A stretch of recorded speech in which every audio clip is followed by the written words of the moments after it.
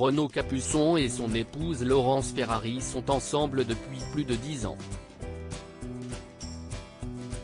Dans une interview accordée au journal du dimanche le 8 janvier 2023, le célèbre violoniste s'est laissé aller à quelques confidences sur sa vie de famille.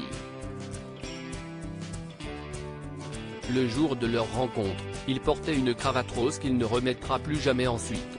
Renaud Capuçon a posé les yeux sur Laurence Ferrari en 2008 lors d'une soirée en Savoie. L'histoire, CIST consiste rencontrée chez Michel Barnier, qui était ministre de l'Agriculture, qui avait organisé un dîner de savoyards, avait raconté le violoniste sur le plateau de cet avou. Un amour qui s'est rapidement consolidé puisqu'un an plus tard, les deux amoureux ont franchi le pas et se sont mariés à Paris en juillet 2009. Ils sont les parents d'un garçon, Elliot, né en 2010.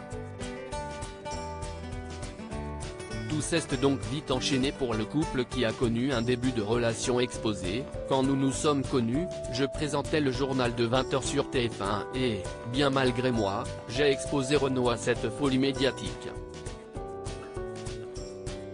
Ce fut pour nous deux une expérience violente.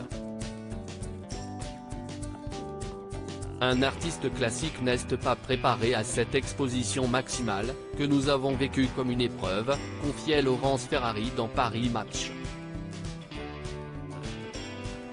Des instants en famille précieux si lui et son épouse ont des emplois du temps surchargés, entre les concerts dans le monde entier pour le musicien et les différents médias pour lesquels travaille la journaliste, le couple savoure chaque moment passé en famille.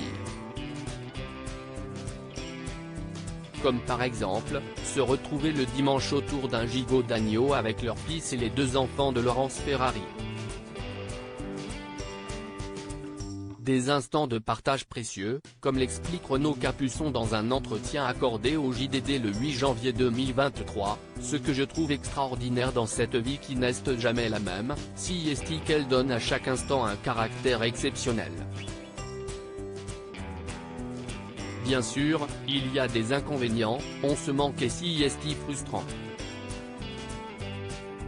Mon fils a été habitué à me dire « Salut papa, tu reviens quand ? Dans 3 jours ? Alors, dans 3 jours. » Mais la balance penche toujours du côté du bonheur que l'on a tous à se retrouver.